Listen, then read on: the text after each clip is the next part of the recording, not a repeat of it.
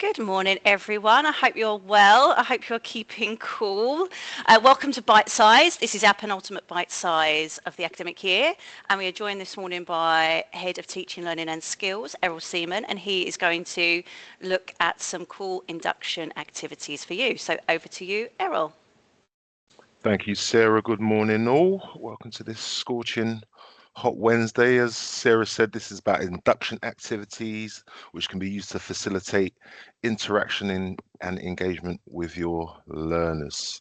So in this session, we will share two specific activities which you can use during induction. I know most of you are going to be in that planning phase at the moment, so we just wanted to jump ahead of the game and just give some assistance there if required, and specifically to enhance with interaction engagement moving forward, but also a reminder of two other platforms that we've previously introduced, which you can use to input subject specific information to have themes type of quizzes with your students. And as always, we link to the TLA platform. Yeah, our pledge to you as always is to be timely, to provide something of merit and provide something that you can take away straight away. In terms of the TLA framework, guys, we're linking this obviously to learning activities. These are specific learning activities that can be incorporated. But also, if we're looking at it from a point of view of getting students active, one of the things we need to bear in mind when we're looking at induction, not only are we welcoming students, not only are we getting them settled and getting them to release some nervous energy, it's also an opportunity for you to observe them and make certain assessments that which you can use in terms of to help them moving forward. It's very hard to do that if they're sitting passively and not really interacting. But once you get them interacting, you will notice a lot of things that you can use that information to serve you to assist your students moving forward. So very critical there. So I just want to ask you a question. Not a trick question, just a question. How do students feel on day one, that first induction day? And many students are going to be, very enthused and very excited for the day ahead, especially if they've got a lot of friends who are at the college, especially if they're returnees. But imagine those students where it's their first day, they don't really know anyone, and a lot of their emotions may be reflected within the images that we see on the screen. A lot of anxiety, a lot of nervousness, a lot of stomach churning, a lot of uncertainty about what's ahead. And one of the things we need to bear in mind as educators, as leaders of those groups, is how can we quickly settle down those students to relieve that nervous energy in order to impart the information that we need to on our standard induction day. I'm a great advocate for these types of induction activities to help facilitate that. So I'm just going to share two simple ones. These, in full disclosure, activities that I've revealed before.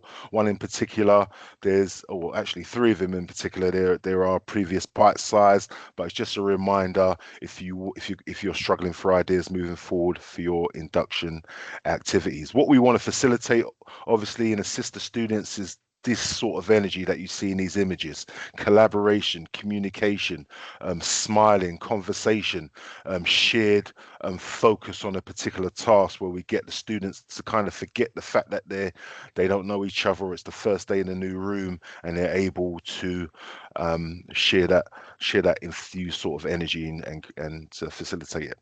So first thing I'm gonna recommend is an oldie but a goodie is what we call BDC bingo as an icebreaker. Very simple activity. You have 25 different categories in this 5x5 grid, and each particular statement within the grid may or may not apply to someone within the room. And the idea is that the students each have their own sheet, and what they're attempting to do, like standard bingo, is to collect information. Well, not like standard bingo, but what they're attempting to do in this activity is to collect information about their peers within the room, and the whole onus is getting them to get out of their seat, to move around, to interact, to have a conversation, but ultimately to get that person's name to break the ice, yeah, which is not organic for a lot of these sort of situations. Even for us as adults, it's not necessarily too easy just to be in a new environment and just walk around and say, "Oh, how are you doing? My name's Errol. What's your name?" You know, as adults, we may or may not be more mature and more catered to do that, but for younger people, it can be very difficult. So with this particular activity, it allows them to move around and ask certain key questions to gain certain key information. The idea of it as a game is for the students to collect as much information, and they need, as you can see, there's only space for 2 names in a relevant category. The categories can be whatever you want them to be. This is just an example, but you see there's a lot of key things that will relate to a lot of students, but will also allow you as the teacher within the classroom, as a tutor, as the facilitator of the room, to engage in conversation with the rest of the group. I speak 3 or more languages. I'm left-handed. I would like to go to university. I play a musical instrument. There's a lot of key categories that can raise a lot of conversation. The idea is you could play it to a timer, you could play it for a 10-minute period, for example, then stop the group and review it, or it can be the first student to get 2 names in a horizontal, in a vertical, or a diagonal category, and you could stop the game there. They could shout out bingo, and at a particular point, you could stop the gameplay and you could have a review of the particular categories and have an engaging conversation. And it's a case of where it allows you to point out, "Oh, Sarah, so I see that you're left-handed. Okay, by show of hands, who else is left-handed in the room, for example?" Or it might be the fact that who's born in September? Oh, you got a birthday coming up. What's your birthday? So it's just the idea of engaging in some really honest conversation, which feels organic, which feels genuine. So the objective is to meet, greet, gather information about the classmates. As I said, the procedure, each has their own bingo sheet. Remember, you're getting the information about your peers on your own respective sheet of paper. Each statement obviously has a maximum of 2 names, and as I said, you can have it vertical, horizontal, or diagonal row, or play to a time limit. But in terms of the nuance of the activities, to be able to elicit conversation during whole group debriefs, you can even use it a lot of the time. I will use it to introduce certain key, simple social etiquette that may not be natural to our students. So I will give an example of being able to meet a person, making some genuine eye contact, shaking hands if appropriate, and building rapport through some genuine conversation, not just to get an answer and just to walk away, but maybe get an idea and do a demonstration of how that conversation can flow and they can know a little bit more about the particular person. One of the key things with this activity, a lot of students like to be comfortable with a particular person. They tend to stay with that person, asking multiple questions. But what you want to do is to encourage them to meet multiple people. So if they get certain information, they exchange information with a particular person, they can move away and work with another group. Yeah, this activity is brilliant for new group students, students that don't know each other, students that it's their first year, maybe they've just come from college, maybe they're adults and they're just meeting each other for the first time, but really a key, excellent icebreaker just to, as I said, shake off that nervous energy before getting into some of the key information that you want to share within your induction. And one of the key things as well, as a teacher, get involved yourself. Do not stand on the sidelines and just observe. This is an opportunity for you to get involved, meet the students, and for the students to get comfortable with you also. Another activity is what's called Unmatched. There's a bite size on the platform for this. Very simple activity as well, where you have different categories. This is a team-based activity, so a really good one to engender some conversation and interaction with the teams, with your students in teams. And you can see each column has got a different category. The examples in this one: animals, food, sports, famous people, cars, cartoon characters, movies. Then you've got total at the end. And what the idea of this particular activity is to encourage collaboration, as I said, to get them to know each other's names and to work within a group, but to really generate some conversation where each student can contribute something within the particular group that they're in. So the idea is that there's a particular time limit. You can use like the letter picker wheel to generate a letter. We need a letter to start the name. And what the idea of this activity is that the groups have a time period, something that might be, might be like 1 minute, for example, and what they're attempting to do, whatever that with the letter that's generated, they're trying to get something that fits in the category starting with that particular letter. This activity works really well for returnee groups that know each other and you want to just generate some conversation, some interaction amongst the groups. Um, I love this activity. It works really, really well. So for example, you get an A and they go through with a 1 minute, they're having conversation. Each of them can share because you can have different categories and each of them may know a little something within that category. It's really good. So you can see some certain examples that you can see on the screen right here. And the way it's scored is that it's called unmatched because you get more, you get rewarded more for having a unique answer. I.e., if there's no one within the group, within the rest of the groups that have got the same answer as you get maximum 10 points. But if there's someone else within the group that gets the same answer as you, then you get 5 points. And you can play multiple rounds and then you can total up the score at the end. If you facilitate this activity in a correct way, it works wonders. Gwen and I within the public service department, we did it at the start of the year with our students when we was camping, and we had a brilliant time with this particular activity. It really generates excellent energy. Yeah, so just some key things with the setup: make sure they've all got their own respective areas within a classroom, whether it's tables or a circle of chairs. Get them to have some group identification. Get them to have some team names. It's really key. About a 1 minute is appropriate, enough time for them to have conversation, but not too long where it drags on. And you want to put them under a little bit of pressure in order to generate the themes. No phones, make sure phones are away.